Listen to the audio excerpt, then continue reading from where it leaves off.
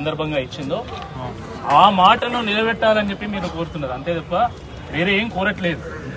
హామీలే కదా ఉచితంగా చెప్పొచ్చు, దానికి ఏం ఖర్చు కాదు కదా అని చెప్పి ఆ రోజు హామీలు ఇచ్చింది. ఈరోజు ఆ హామీలు నెరవేర్చమంటే మాత్రం ఈరోజు చాలా ఇబ్బంది పడతాం.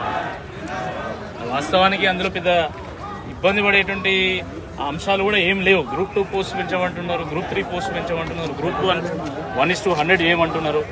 డిఎస్సి పోస్టులను మెగా డిఎస్సిగా 25,000 పోస్టులు ఇప్పుడు 40,000 ఉన్నాయని చాలా మంది నాతో మన వాళ్ళే చెప్తున్నారు. కనీసం 25,000 వేయమని చెప్తున్నారు. జియో 46 రద్దు చేయమంటున్నారు. ఇంతే కదా. కానీ దాన్ని కూడా ఇదేదో పెద్ద అంశంగా వాళ్ళు చిత్రీకరించి దాన్ని ఈ రకంగా చేయడం చాలా దుర్మార్గం.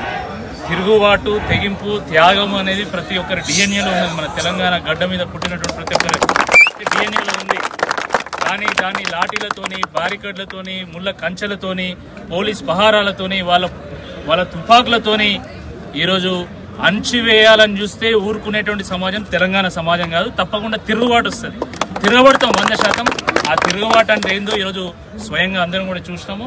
ఇక్కడెక్కడ నాంపల్లి పోలీస్ స్టేషన్ నుంచి మొదలు పెడితే అక్కడ బొల్లారం కాదు, టీఎస్పీఎస్సీ దాటినాక మళ్ళీ ఒక 1/2 కిలోమీటర్ 1/2 కిలోమీటర్ వరకు మొత్తం వరుసగా వ్యాన్లు పెట్టింది. అంటే ఎందుకు ఇంత అబద్ధతాభావం? 6 నెలలు అయింది కదా మీ ప్రభుత్వం వచ్చి. 6 నెలల్లోనే ఈరోజు మొత్తం వరుసగా ఒక 100 వ్యాన్లను పెట్టి, పోలీసు మొత్తం 1000 మంది పోలీసులను పెట్టి, ముళ్ళ కంచెలను పెట్టి, బారికేడ్లతో మీరు టీఎస్పీఎస్సీని కాపాడుతున్నారంటే దేనికి సంకేతం అది? అంటే పూర్తి అభద్రతా భావం.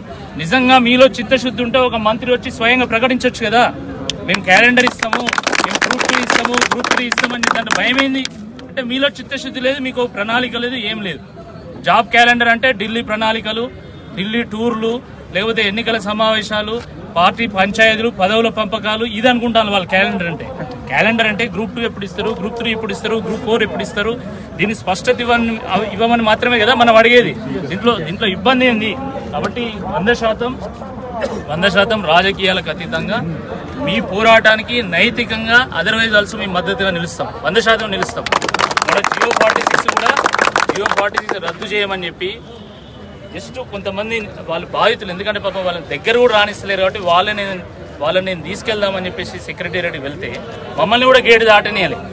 గేటు దాటనిపోతే ఆడ గోడకు ఆ రిప్రజెంటేషన్ అతికేసి వచ్చిన, అంటే గోడకు చెప్పుకున్నా, మీ ప్రభుత్వానికి చెప్పుకున్నా ఒకటే అని చెప్పి ఆ సంకేతం పోవాలనేటువంటి ఉద్దేశంతో నేను అక్కడ వేసి వచ్చిన. జియో 46లో నేను కూడా ఇంప్లీడ్ అయ్యాను. జియో 46 కేసులో నేను కూడా ఇంప్లీడ్ అయినా, నేను కూడా వన్ ఆఫ్ ది పార్టీ ఇప్పుడు అందులో. తప్పకుండా దాంట్లో న్యాయపరంగా కూడా మీ పోరాటం చేస్తాం. అదేవిధంగా మీరు పోరాడుతున్నటువంటి తీరు నిజంగా యావత్ తెలంగాణ సమాజాన్ని ఈరోజు కదిలిస్తున్నది.